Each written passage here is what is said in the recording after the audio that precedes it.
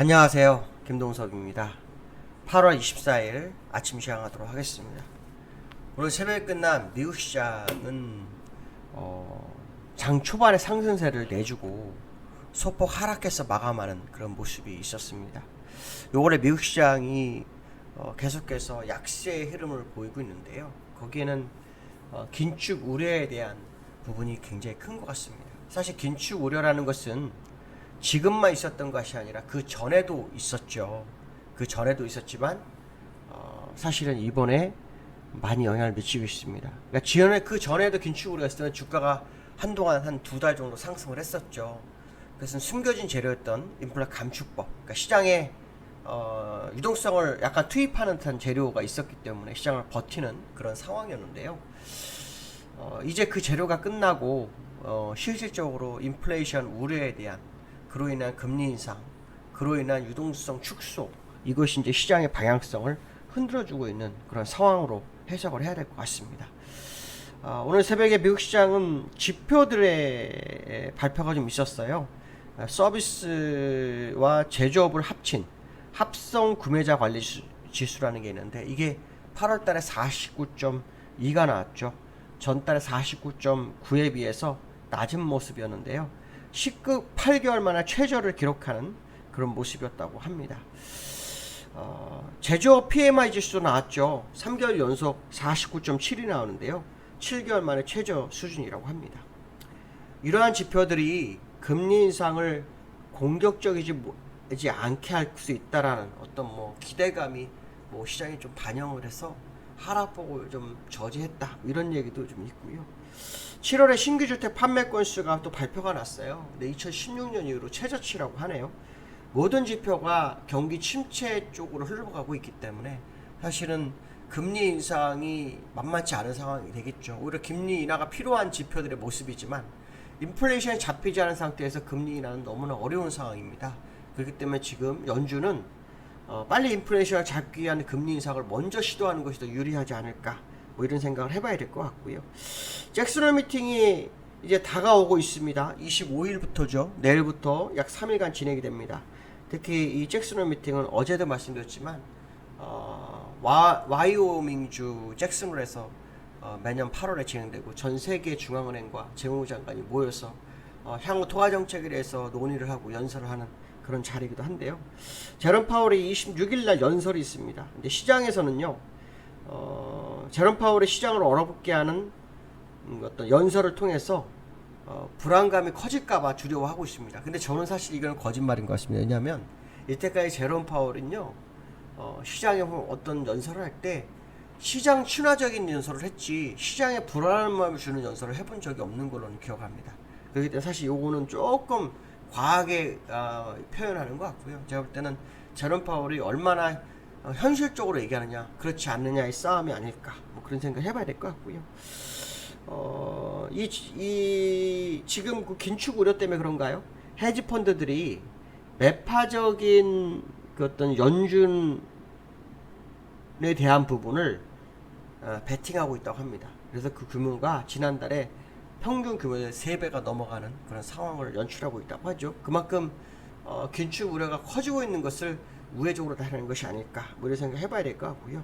사우디아라비아가 감산 가능성이 나오고 있죠. 그래서 유가가 3%대 3.7%가 상승해서 93불대를 또 회복을 합니다. 그러면 이거는 93불에서 97불까지 마지막 그 말일까지 올라섰잖아요. 그러면은 8월 소비자 물가 지수는 제자리거나 오히려 증가할 수 있습니다. 그러니까 줄어들진 않을 거라는 것을 한번 생각을 해볼 수 있기 때문에 유가의 흐름도 한번 좀 계속 살필 필요성이 있는데요.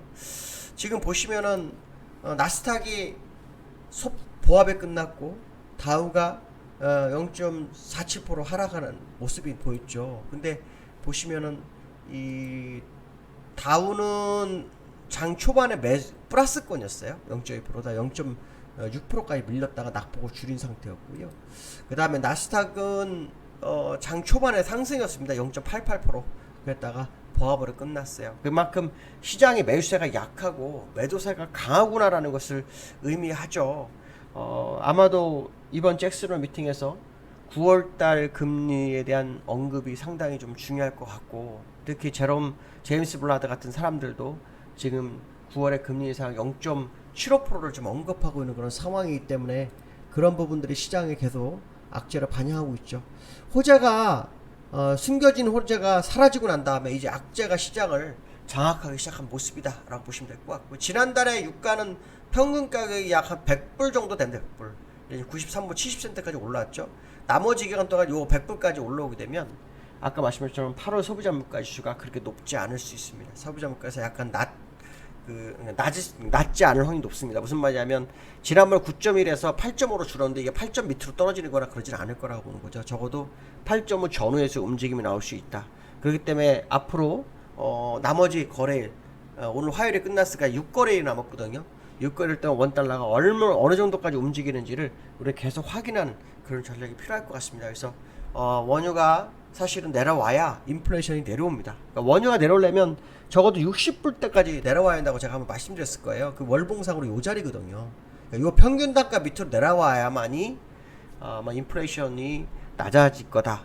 그런다면 지금은 그렇지 않을 수 있고요. 유가는 항상 보시면 월봉은 3개월 정도, 길어야 4개월. 요거는 특이한 케이스였고요. 보통 3개월 정도 조정을 주면 양봉으로 전환해서 다시 갑니다. 특히 현재 쌍대의 모습이 없죠. 윗골을 만들어서. 그래서 다시 130불 향해서 움직일 확률이 굉장히 높기 때문에 유가의 흐름에 대해서 결코 외면해서는 안 될 것 같고요. 유가를 계속해서 보면서 시장 대응을 하시는 게 좋지 않을까, 이런 말씀 드리고 싶고요.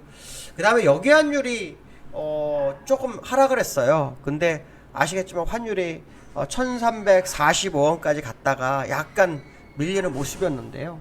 어저께 정부에서 구두 개입을 했었어요. 구두 개입했는데도 불구하고 원달러가 1337원까지 밀렸다가 다시 장 초반에 고점이었던 1345원을 맞추고 끝났거든요.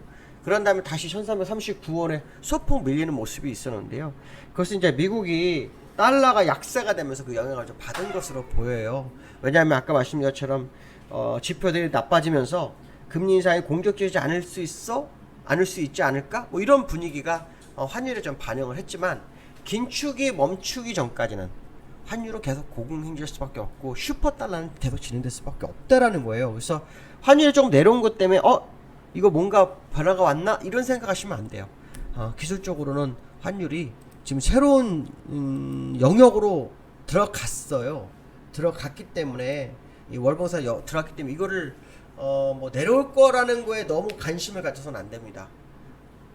적어도 올라갈 거에 대한 부분을 생각하고 시장을 보시는 게 좋고, 이평선으로 3봉을 넘어섰다는 것은 이 환율이 약세로 엄청난 강한 흐름이 나타나고 있다는 거죠. 그래서 여기환율이 조금 내려왔지만 오늘 본장에서도 내려올지에 대해서는 좀 지켜봐야겠죠. 정부에서는 경상수지를 보기 위해서, 그러니까 경상수지를 어느 정도 유지하기 위해서라도 환율을 좀 눌러야 되는 건 사실이지만, 잘못하면 외환보유고를 엄청나게 소비만 할 수도 있기 때문에 그냥 일단은 내비두고 금리가 어느 정도 소강 상태에 들어가고 인플레이션 낮아지는 어느 시점을 노려야 되지 않을까. 물론 그때까지는 경제적인 위험이 좀, 경상수지 적자가 좀 커지거나 해서 경제적인 위험이 있을 수 있습니다. 그러나 어쩔 수 없는 상황이라면 노력은 하되 무리수는 안 두는 것이 더 현명하지 않을까, 그런 생각 한번 해봐야 될 것 같고요. 세 번째는 삼성전자가 요즘 하락을 하고 있어요. 근데 삼성전자에서 개인들이 85만 명이 늘었다는 뉴스가 있습니다. 제가 삼성전자가 좀 문제가 있다고 제가 말씀드렸는데, 삼성전자가 지금 여기서 이렇게 올라왔다가 지금 다시 밀리고 있어요.